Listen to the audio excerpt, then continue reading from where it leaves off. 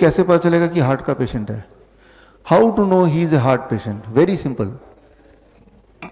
जब आप चलते हैं थकान महसूस करते हैं, जब आप चलते हैं तो एंजाइना पेन होता है यहाँ पे, जब आप सामान उठाते हैं सीढ़ियों पे चढ़ते हैं तो आपको फिर पेन होता है, ठीक है ना, अनईजीनेस लगता है, यानी कि आपकी हार्ट उतना साथ नहीं दे रही है। ये हो गई हार्ट की प्रॉब्लम। अब जैसे कि सबसे पहला क्वेश्चन मैंने पढ़ा था कि कोई दिक्कत है तो डॉक्टर के पास जाएंगे, तभी तो जाएंगे ना। डॉक्टर क्या बोलेगा? एंजियोग्राफी कर लेते हैं, लगता है ब्लॉकेज है, यही बोलेगा। ठीक है, कर लेते हैं एंजियोग्राफी। एंजियोग्राफी क्या होता है? अब देखिए, ये आपका ब्लड वेसल है, ब्लड का पाइप है, और एक तार लेके यहाँ से तार डॉक्टर लेगा, वो आपके ब्लड वेसल के अंदर ऐसे डालेगा। वो तार ब्लड वेसल घूमता घूमता घूमता घूमता यहाँ तक पहुँचेगा। फिर वो फोटो खींच के देखेंगे कहाँ ब्लॉकेज है, कितना ब्लॉकेज है, 80% ब्लॉकेज, 90% ब्लॉकेज, 100% ब्लॉकेज, ऐसा बताएगा। लेकिन जब तार पूरे बॉडी में जाएगा तो ये तार आपके ब्लड वेसल के अंदर एक पार्ट को चीरता हुआ, चोट पहुंचाता हुआ, तोड़ता फोड़ता हुआ जाएगा। और अंदर ब्लड वेसल जा रहा है तो कहीं कहीं छोटे छोटे ब्लॉकेज है, उसको भी तोड़ता हुआ जाएगा।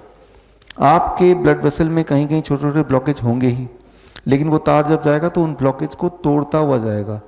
जो कि ब्लॉकेज वहाँ चिपका हुआ था वो निकल जाएगा। निकल के कहाँ गिरेगा? ब्लड वेसल के अंदर ही घूमेगा ना, सर्कुलेशन में।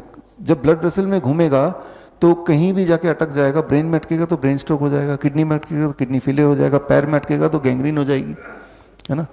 तो मैं ये बोलना चाह रहा हूँ कि एंजियोग्राम कराने से ब्रेन स्ट्रोक का खतरा बढ़ जाता है, किडनी फेलियर का खतरा बढ़ जाता है, गैंग्रीन का खतरा बढ़ जाता है। इसीलिए एंजियोग्राम मत कराओ, कराना नहीं। और एंजियोग्राम जब भी कराएंगे उसके बाद अगला सेंटेंस डॉक्टर बोलेगा एंजियोप्लास्टी करा लो। पहले नहीं बताएगा, बोलेगा अभी एंजियोप्लास्टी कर देते हैं, और घबराए हुए रहते हैं तो आप भी एंजियोप्लास्टी, क्योंकि वो 90% ब्लॉकेज आ गया। तो करना क्या होगा? ये बात समझना होगा कि जब भी आपके बॉडी में ब्लॉकेज बनता है तो ब्लड का सप्लाई वहां पे रुकने लगता है। सप्लाई रुक जाएगा तो क्या होगा? जो सेल्स हैं जिनको वो ब्लड मिलने वाला था, दे विल स्टार्ट डाइंग। वो हार्ट के सेल अगर मरेंगे तो उसे हार्ट अटैक बोलेंगे, किडनी के सेल मरेंगे तो किडनी फेलियर बोलेंगे, राइट। इस तरह से अलग अलग बीमारियां बनती हैं कारण सेम है कि वहां पे सप्लाई नहीं पहुंच पा रही है। लेकिन बहुत ही इंटरेस्टिंग बात, जिस प्रकार आपके कार में एक 5वीं व्हील होती है, स्टेपनी, और कभी अगर एक पहिया पंचर हो जाता तो आप क्या करते हैं? वो 5वां वाले को फिट कर देते हैं ताकि गाड़ी आगे बढ़ जाए। ठीक उसी प्रकार आपके बॉडी में कुदरती गॉड ने हजारों स्टेपनी लगा रखे, हजारों ब्लड वेसल छुपा के रखे हुए हैं, जो कि नॉन फंक्शनिंग ब्लड वेसल है। जैसे स्टेपनी नॉन फंक्शनिंग है, राइट।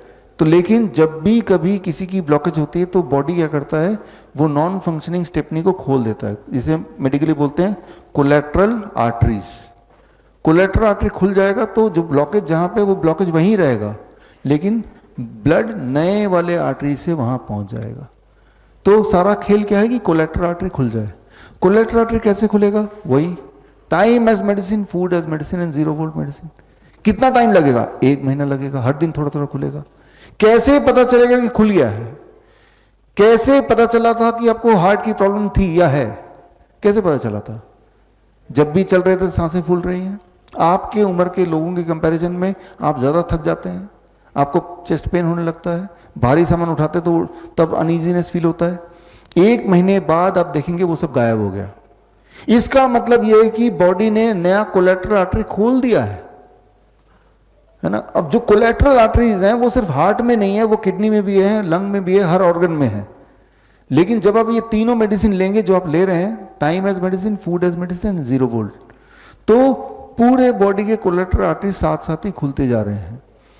तो इस तरह से जो कोलेट्रल आर्टरीज एंजियोग्राम करते वक्त दिखते भी हैं, लेकिन डॉक्टर नहीं बताएगा कि आपका कोलेट्रल आर्टरी खुला हुआ है। डॉक्टर ये बताएगा कि आपके तो तीनों आर्टरी ब्लॉक्ड हैं।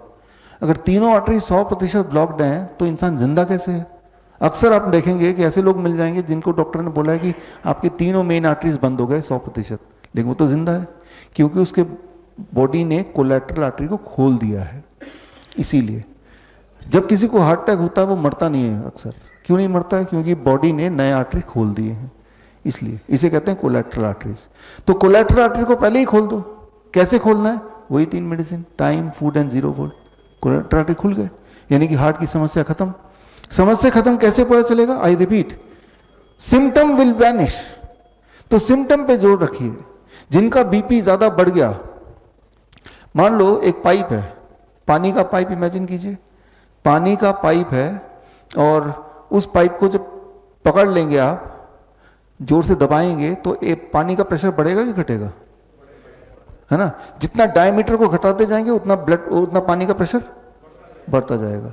ठीक उसी तरह से आपका ब्लड वेसल है, ब्लड वेसल में जब ब्लॉकेज होता जाता है तो उसका डायमीटर क्या होगा? तो ब्लड प्रेशर क्या होगा? बढ़ेगा ना। लेकिन जब नए आर्टरी खुल जाएंगे तो ब्लड नए रास्ते से पास होगा तो ब्लड प्रेशर घट जाएगा। यानी कि 1 महीने के अंदर आप देखेंगे कि ब्लड प्रेशर नॉर्मल हो गया। 1 महीना छोड़िए, 3 दिन में नॉर्मल हो जाएगा। कल आप में से जितने लोग ब्लड प्रेशर की दवाई ले रहे हैं, कल तक मैं उम्मीद करता हूं उनमें से काफी लोगों का ब्लड प्रेशर घट जाएगा बिना दवाई के। यानी कि कोलेटरल आर्टरी खुल चुके। तो कोलेटरल आर्टरी तो है ही ऑलरेडी, खुलने में ज्यादा टाइम नहीं लगता। स्टेपनी तो ऑलरेडी है, सिर्फ पानी से आपने खोला, स्टेपनी आ गया हाथ में। तो कोलेटरल आर्टरीज खोलने के लिए जो टूल है, वो टूल क्या है?